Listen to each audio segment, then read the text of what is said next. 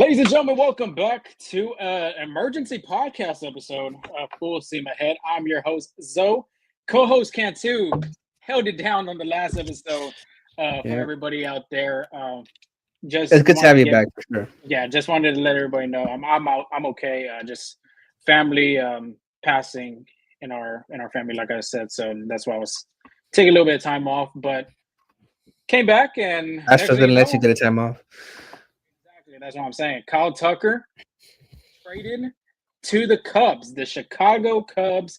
He will be going to Wrigleyville over there in Chicago, Illinois. And Angel had talked about in the last episode, um, just discussing about the packages and what's the rumors going around. And Kyle Tucker and Framber Valdez's name was out there, and they said in there, Kyle Tucker and Framber's open. They're open for trading availability. If whatever pitches you want to give them, Dana Brown's going to listen to all ears. He already had mentioned too that he's leaving nothing off the table.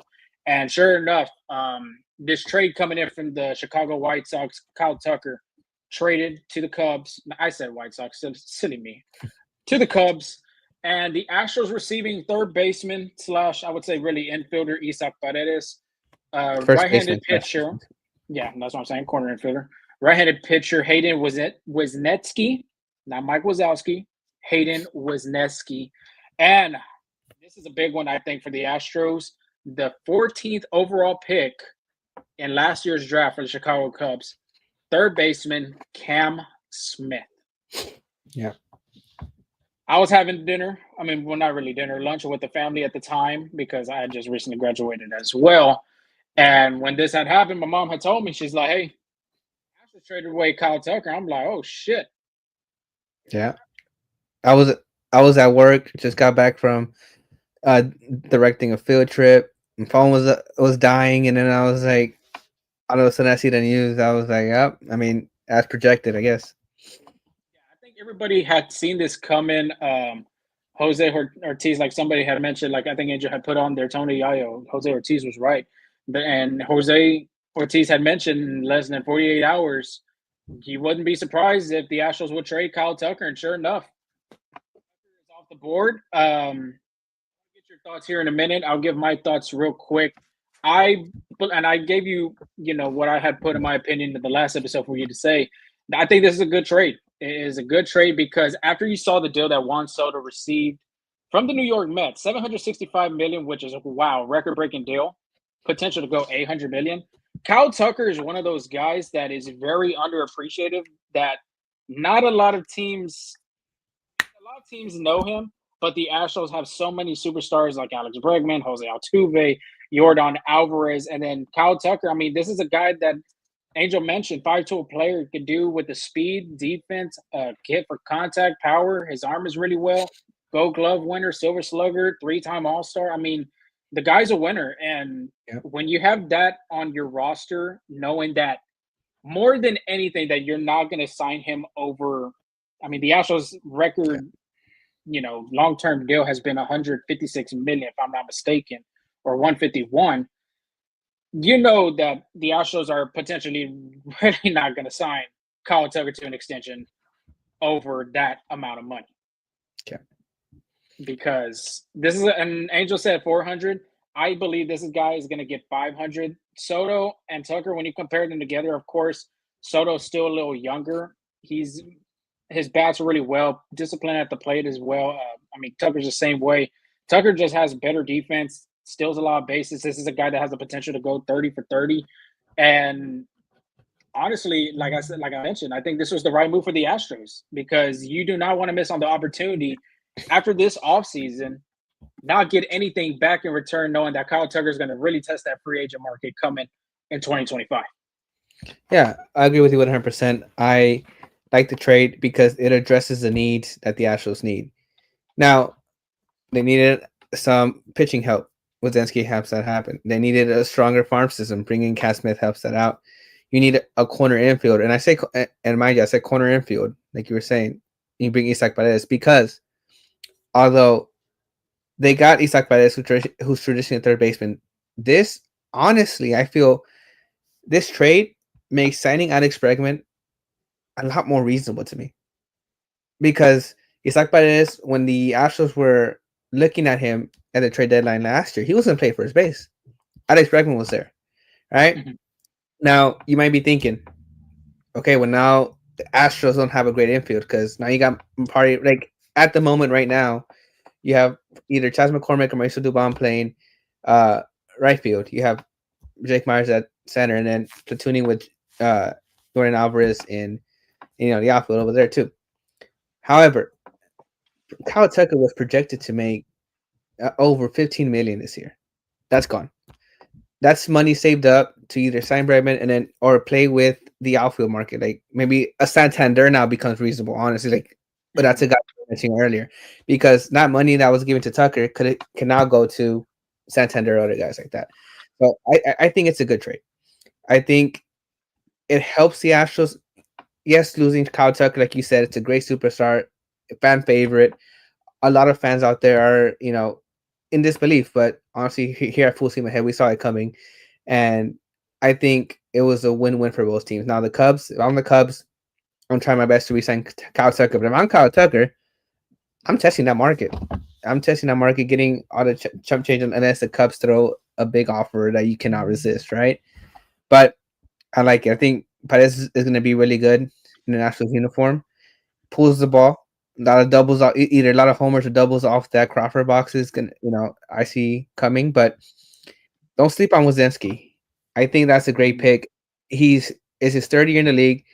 He came out literally pretty good in his rookie year. He had a 2.18 ERA, 3.2 record. Second year started getting, that second year adjustment or that sophomore slump, as you like to call it. 3.5 record, 4.63 ERA. Last year was battling between the minors and the major leagues. He had a 3.86 ERA and 3.4 record. Lefty. I think this is a guy. He's home playing with the Astros, a team he grew up winning with. Knowing that the Astros have the ability to adjust pitchers and tweak mechanics and stuff like that, I think that's a sleeper pick right there. I think he's going to be very beneficial to that back end of the rotation. Yeah, and Dana Brown already had mentioned. I had jumped on the press conference whenever they had announced the official sign, not official signing, but the official trading of everything had happened. And with Wesneski, he had mentioned somebody had asked the question of, what do you see him, utilizing him as a reliever? Do you use him as a starter? And Dana Brown already had mentioned that, they're looking at potentially using him as a starter. And he's already gone to nice 6+. So his fastball is really well. If you look at his highlights, man, that sweeper is sweeping. How about that? Yeah, that sweeper is sweeping. So it has a really good breaking ball. And like Angel said, 3 years of control too. The guy, he has the potential to be a really good starter, or like using a Ronel Blanco kind of thing, maybe a longer relief type pitcher. And the Astros too, I believe, and I think both of us can agree on this. We're looking at maybe adding another starter, but not trying to break the bank kind of thing, because they're trying to look at utilizing their money for, re-signing Alex Bregman, or, adding on more people, which I really think they will.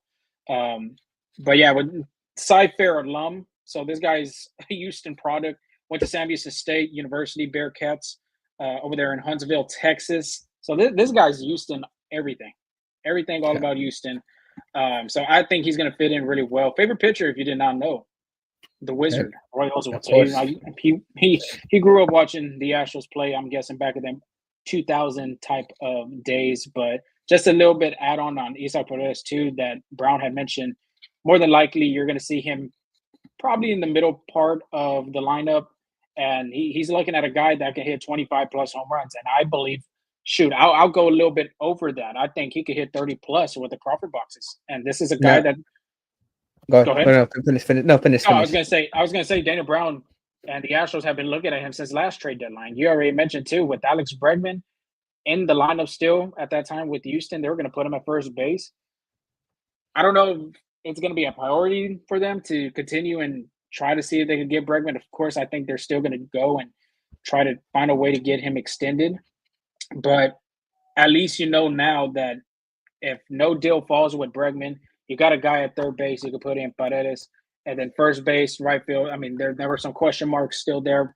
Actually, right field has been covered by Chas McCormick, and Jake Meyers will be in center field. Dan Brown mentioned, And lastly, that if there's the open spot right now in the outfield is left field, because you had mentioned Joe Spada doesn't want to use Jordan that much in left field. So left field's kind of open. If they can fill that spot in any way, either by signing or using a platoon of Mauricio, Dubon, and Taylor Trammel that they just signed this past offseason as well. I had a question, and I can give my opinion on it too.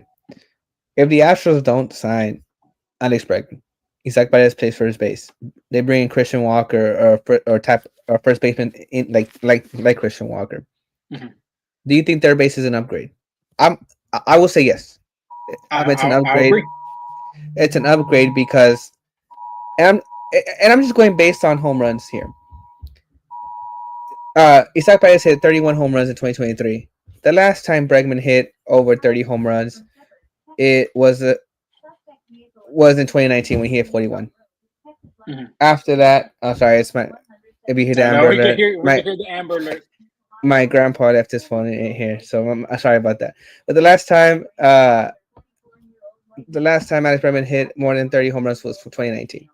You get a prime Isaac Paredes who, played in Tropicana Field. The ball doesn't really travel there, and busting out 31 home runs there, and then 19 between Tampa Bay and Chicago. Mm-hmm. I think I'm with you there. I think Isaac Paredes hits more than 30 home runs this year. Yeah, I think it's a good one, and like you were saying, the upgrade at third base. Let's say plans don't go really well with Isaac at third. Well, you have a backup plan now by getting Cam Smith.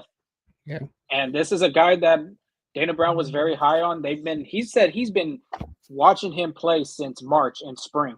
Obviously, at that time, he's still at Florida State, junior over there at the moment. I believe, if I'm not mistaken, they just missed the College World Series, or they did make. I want to say they did make the College World Series. I'm not 100% sure. But this guy has an impactful bat. He hits for power. He has great arm. Like I already had mentioned, first rounder, number 14th overall in last year's draft, or in this past season's draft, number 73 overall, according to MLB Pipeline. And then not to mention his junior year with Florida State, 387 batting average, 22 doubles, 16 home runs, and 57 RBIs. This kid has already made it to Double-A at the age of 21. So he's already going up the marks pretty quick. Dana Brown had already mentioned, too, that they plan to utilize him in both corner infield, so third base and first base. And he even mentioned playing a little bit of right field as well. Yeah. So this kid is very athletic. Like I said, the arm's there, the power's there, the bat's there. Obviously, 387 batting average. That's really nice to see. And like I think every Astros fan already knows, this guy's going to be the number one prospect in the Astros farm system already, moving over Jacob Melton at 2. And I think Cam Smith sees some time this year, like in 2025. I'm not saying like full time. Hot take. You said that a hot take as he's going to play. Wow, that is very hot. I'm not saying full time, but I wouldn't be full time. But yeah. I wouldn't be surprised if Cam Smith sees some at bats in 2025. Like that kind of like what they did with Joey Luperfitter or like Pedro Leon. Like they bring him up, get some at bats, like put in some depth. But in 2026, I do think he'll make his presence in 2026. There's a great possibility, and now you got Bryce Matthews at short, him at third. That's pretty. Mm-hmm. It's not bad, but of course, you still got Jeremy Pena at shortstop. It's going to be really interesting what happens for this upcoming season, how the Astros play out. I'm pretty sure they're probably in the marks of trying to continue to re-sign Alex Bregman to an extension. If that doesn't go well, I'm looking at possibly a guy like Anthony Santander that can potentially go to left field or move to right field. Chas McCormick has already played some left field in these past seasons. So giving Santander right field and putting Chas at left, that's not bad. A guy that hit 40 home runs, 100-plus RBIs too. And I know a coach from the Astros that really is very high on Anthony Santander, and that is Omar Lopez. Remember, this guy managed the WBC for Team Venezuela, and Santander really tore the ball and tore the cover, whatever you want to say. during the WBC. So I think a lot of Venezuelans, according, even with Altuve there, they have a great relationship. I think that would be a perfect fit. And if we're talking about if that doesn't happen, first base is still there. Potentially, maybe you go get Christian Walker. You still got the money there to go and get a guy. If you don't go with Bregman, if you don't go with Santander, then you look at Christian Walker at first base. And honestly, that is a really great offensive lineup if you do get Christian Walker and you have Paredes. And I think if the Astros find a way to trade Ryan Presley, that's more money they have to use to spend. And that's, I think that happens in the next few days. The Astros are planning something big.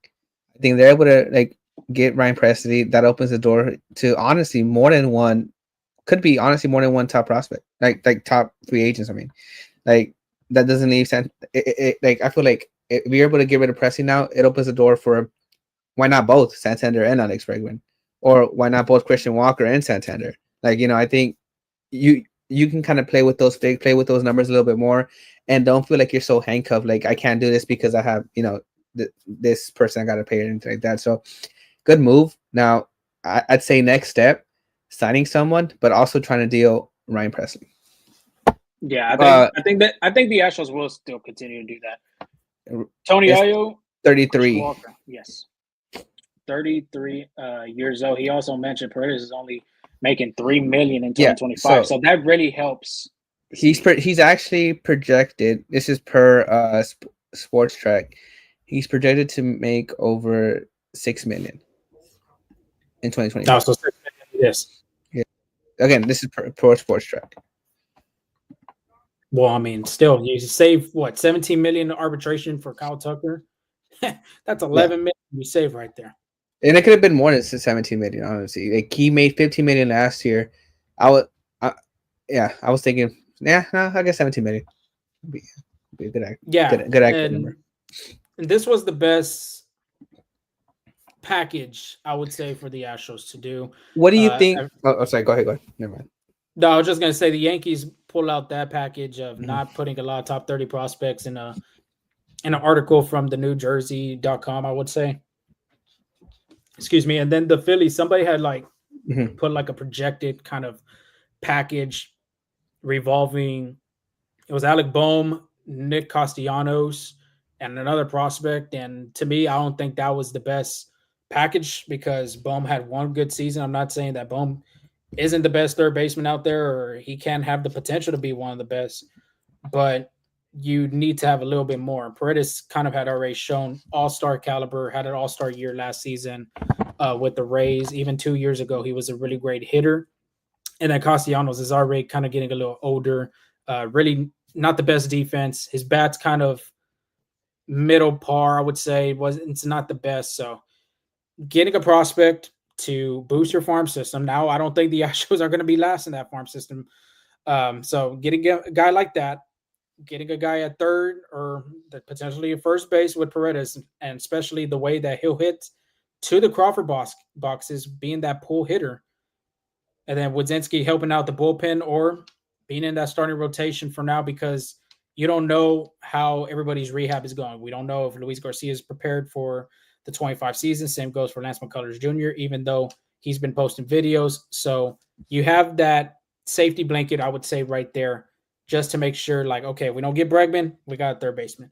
If these guys aren't ready for spring training or for the opening day roster, we got a backup plan. So I think Dana Brown did a really good job. Yeah, because I think with Wesneski right now, they have a 5-man rotation. They have Framber Valdez, Hunter Brown, Ronald Blanco, Arrighetti, and now Wesneski. Now, speaking of Framber Valdez, that was another guy that, was in with Kyle Tucker about being moved. And like I said on yesterday's podcast, Framber Valdez is the least likely to move. And Daniel Brown confirmed that today. I don't know if you got the exact quote, but I can paraphrase it real quick. He said, if you were to ask me on trading Framber Valdez, the answer would be, I'm not trading Framber Valdez, right? And that's because going back what I was saying yesterday is Daniel Brown has always been big. You can never have too much pitching. And I don't think trading Framber Valdez, I think trading Framber Valdez will hurt the club more than it would help it, just because of all the pitching injuries. Like Lorenzo was saying earlier, there's a lot of guys that you're still uncertain about coming back. So I think that's a big thing here. So I think Framber Valdez, unless the Astros are not in contention, which I doubt it now with this move, I think Framber Valdez an Astro too. His contract runs up. Not to mention, I think. Go ahead. Sorry, and this is my last thought. Now, sorry, it's because this just came to my brain. The fact that the Astros had a chance to trade Alex Bregman last year, and the fact that they didn't, that could be a little confidence boost that they're really trying hard to sign him back. So might be a chance they can get him back, because they could have done this easy last year with Alex Bregman and trading him, get some prospects for him, or get a big guy, but they didn't. So I also want to say that. Yeah, I think the three teams that are still on Bregman are the Yankees, the Red Sox, and the Astros. Last time I saw, if I'm not mistaken. But I think Isaac Paredes too fills another hole where a lot of Mexican fans in the Houston area. I mean, because Houston is a big, diverse city. And losing Jose Urquidy, Mazatlan, Mexico. Now you're bringing a guy that's from Hermosillo, Mexico, who was teammates with Cesar Salazar too. In the Winter League, they won the Mexican Winter League with what's the name of their team? Los Naranjeros de Hermosillo. Yes, correct. So he doesn't know really anybody on the team but Cesar Salazar, and they both had talked about playing. It'd be cool if they played on the same team in the future, and look at that right there happening. But there's a quote from Isaac Paredes. He says, "I feel very good going to Houston because of the Hispanic community, and I'm going to have a lot of support there. I believe Isaac will have a lot of support because the Houston community showed a lot of love for Jose Urquidy. And I think it's going to continue on. It's going to continue on with Paredes. I think he's going to be a fan favorite. And that's pretty much it, man. I really don't know what else we have. Astroworth Craig did mention, can't wait to see what Dana has up his sleeve next. I'm sure there's more coming. I think so. I don't think they're done yet. I think there's a possibility they could sign an outfielder. And like I said, they still got that open window to re-sign Alex Bregman to an extension. Or if they don't get done with Bregman, then they're going to move along and try to look at guys like Christian Walker, maybe Carlos Santana. I don't know. I think first base is still going to be a need because, like I said, nothing against John Singleton or any of those guys, but I'm pretty sure there's somebody on the free agent market right now that can be a little bit more valuable than those guys. I think Singleton's a great backup first baseman / DH, but with Carlos Santana, what he did this past year, Gold Glove, I think defense is going to be a priority. Christian Walker winning 3 consecutive Gold Gloves in his career. So I wouldn't be surprised if they look at one of those guys. And then, of course, too, think about Jorge Polanco. That's been another name that's been surfacing around the baseball winter meetings. He was there, actually. I think I saw from John Heyman. He was in attendance at the baseball winter meetings, and I think he's getting some looks from the Astros and the Blue Jays. So I think that's their backup plan just in case they can't re-sign Alex Bregman. But if you're the Astros, and like Angel had mentioned, maybe you go all in to see if you get Bregman, and then I think that gives enough time for Paredes to look at first base and kind of practice and get familiar with it, because he did also mention in his press conference that he's open and available to play any position that they need him to. So that's very good to have a player like that's open. Hot take too. I think the Astros get an outfielder before first baseman. And like you were saying, when John Singleton played well, but I think the way Zach DeZenzo swung the bat in his rookie year kind of gives them a little hope, where I think they'll be all right at first base if Zach DeZenzo can take that second step in his major league career, and I think that's a possibility too. I don't think it's a hot take. I think I think he does have the potential to take it to the next level. Right now, he's in the Puerto Rican Winter League right now with Bryce Matthews out there, Jose Abreu. He's even participating in it. So yeah, DeZenzo, I wouldn't sleep on him. I think he could be a guy that could replace that position if needed, if nothing goes like you had mentioned, like if they don't sign anybody. But yeah, I would look at maybe an outfielder first. And like I said, I think they have a good chance of going after Anthony Santander just for the connections of playing with the coach like Omar Lopez, having that connection with Jose Altuve. that helps in bringing in guys to another team. Yeah, I mean, crazy day for Astros baseball. I was already thinking, as I recorded yesterday, I might have the weekend off, and here we are again, back-to-back days. Emergency pod for Kyle Tucker, but I don't think the Astros are done this offseason. Just keep your phones peeled. More moves, I'm sure Danny Brown has up his sleeve to produce. Yeah, and there was a tweet, and Carlos Varga, I know you've seen his Instagram posts. Some of them hit the nail on the coffin. Some really don't. After that Photoshop job, I don't know what to believe, but yeah, so we're not gonna give the whole he's gonna be an Astro, but I wouldn't be surprised. Like honestly, I wouldn't be surprised if the Astros are looking at him, just for the fact that we're just telling y'all right now. But yeah, crazy day. Yeah, I mean, I'm still in my graduation gear. Congratulations, though. Our boy Zoe got his master's degree, so a round of applause on that. You know, if you see him out, buy him a beer or something. I know I owe him one, so for sure. We got to go to the golf course. We got to go have a golf beer. For sure.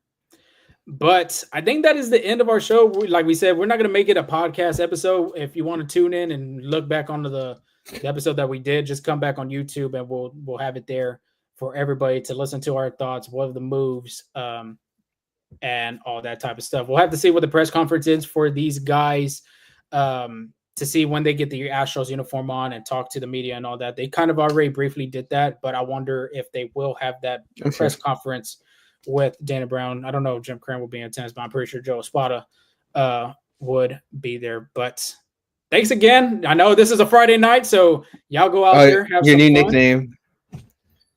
Man, that's like Master Splinter on Master Zo. I'll take it. I'll take it. But yeah, Friday, we really appreciate y'all taking the time getting on this emergency pod. I know the city of Houston, traffic is hell. It's been kind of misty lately with the ugly weather. So if you're listening to our beautiful voices on the road, we really appreciate you taking the time. If you haven't listened to that last episode that we had talked about, Angel had got it all right there for you. So make sure you tune into that one. Still winded from that long episode. You haven't done in 59 or 50 minutes like I did with the solo one. That one's difficult. That's brutal. So yeah, make sure you look at that episode. If you haven't followed us or you haven't subscribed to our YouTube channel, you make sure you do that because we're going to continue to give you all the news, interviews.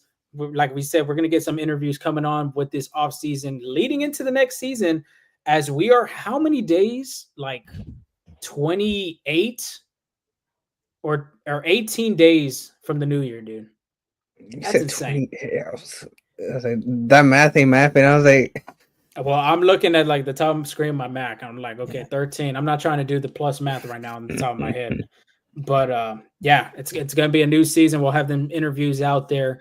But we appreciate you taking the time. I know it's going to be a crazy weekend. Of course, the Astros are not going to be done. If something else happens out there, I guess we'll do the same thing with our whatever clothes we're going to be wearing and give you the latest news, man. Yeah, it was a great one. Good to have you back, honestly. Better dialogue. I feel like it went great. But until then, more than likely, we'll talk to you on Monday or Tuesday if nothing happens. So y'all stay safe. Have a blessed weekend. Go drink one responsibly, though. Responsibly. And we'll talk to y'all soon. Peace.